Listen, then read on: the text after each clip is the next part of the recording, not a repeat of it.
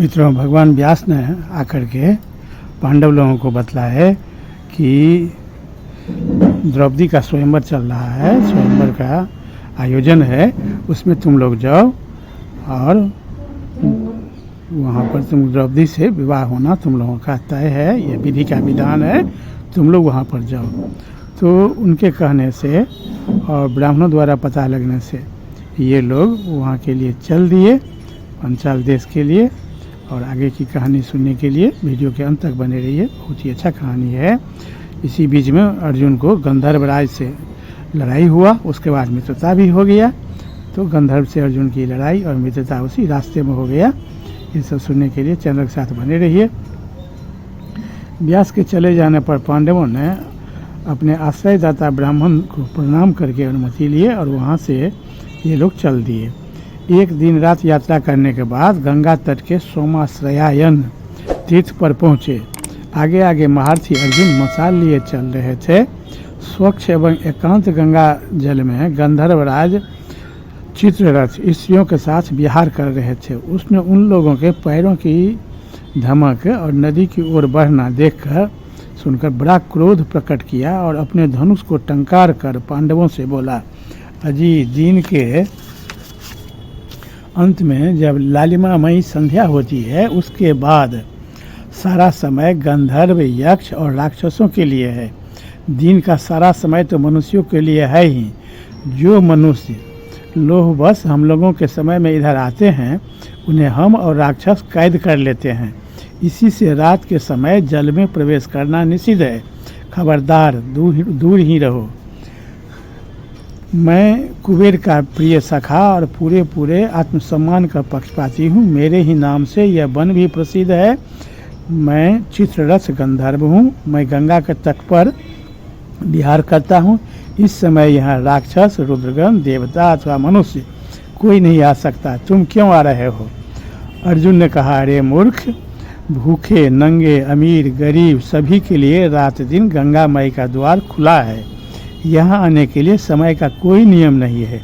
यदि मान भी लें कि तुम्हारी ही बात ठीक है, तो भी हम शक्ति संपन्न हैं। बिना समय के भी तुम्हें पीस सकते हैं।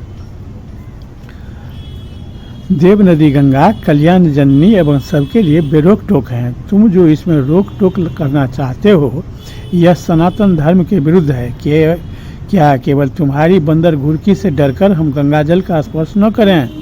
यह नहीं हो सकता। अर्जुन की बात सुनकर चित्ररथ ने धनुष खींचकर बाण छोड़ना प्रारंभ किया। अर्जुन ने अपने मशाल ढाल का ऐसा हाथ घुमाया जिससे सारे बाण व्यर्थ हो गया।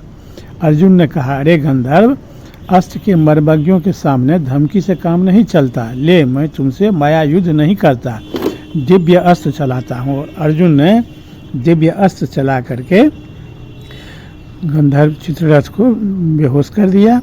उसका घोड़ा भी मर गया और वह रथ पर से तिलमिला करके गिर गया।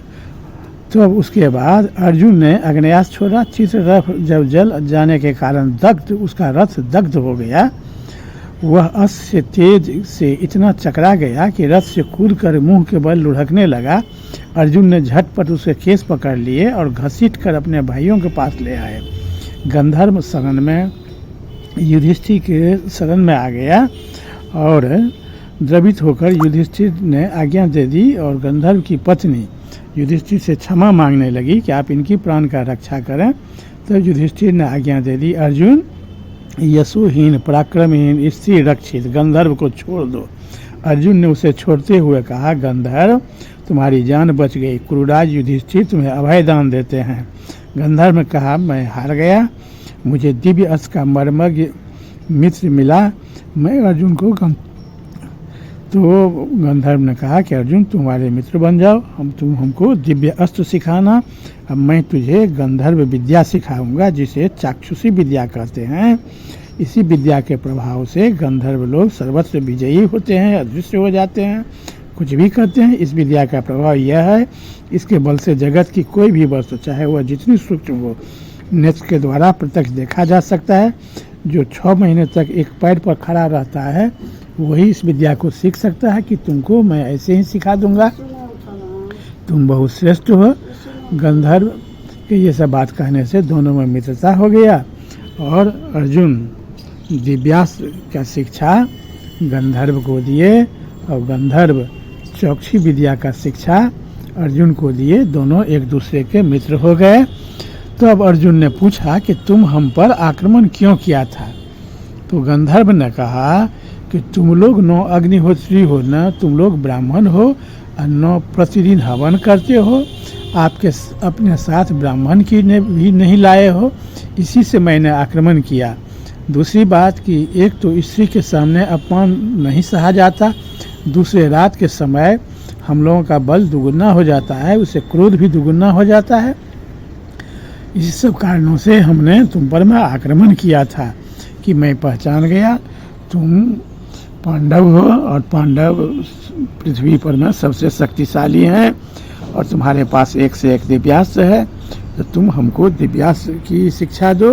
अब मैं तुझे चौकसी विद्या गंधर्व विद्या का शिक्षा देता हूँ और तुम्हें सभी भाइयों को मैं 100 घोड़ा प्रदान करता हूँ। जो घोड़ा दिव्य है वह कहीं विलीन होकर के रहेगा, जब याद करोगे तुरंत पहुँच जाएगा और जहाँ जाना चाहोगे समय के गति से तुम्हारे रथ को पहुँचा देगा, सब तरह से तुम लोगों को मदद करेगा। ये मैं तुम लोगों को सभी भाइयों को 100 घोड़ा प्रदान करता हूँ, ये हमारे ओर से तुम्हारा भेंट है। तो दोनों में बहुत मित्रता हो गया। और गंधर्व ने एक चीज़ का और सलाह दिया कि तुम लोग बलशाली तो हो ही, सब ही गुण से संपन्न भी हो, कि तुम लोग एक पुरोहित अपना निश्चित कर लो। कहीं भी तीर्थ जाओ तो एक पुरोहित को साथ लेकर के जाओ। पुरोहित को साथ रखने से कोई कहीं दिक्कत नहीं होती है। तुम लोग किसी एक ब्राह्मण को अपना पुरोहित बना करके उनके ऊपर में अपना पुरोहित का जिम्मेदारी ले करके उनके साथ तुम लोग कहीं भी जाओ। आओ, ये मेरा सलाह तुम लोग मान लो।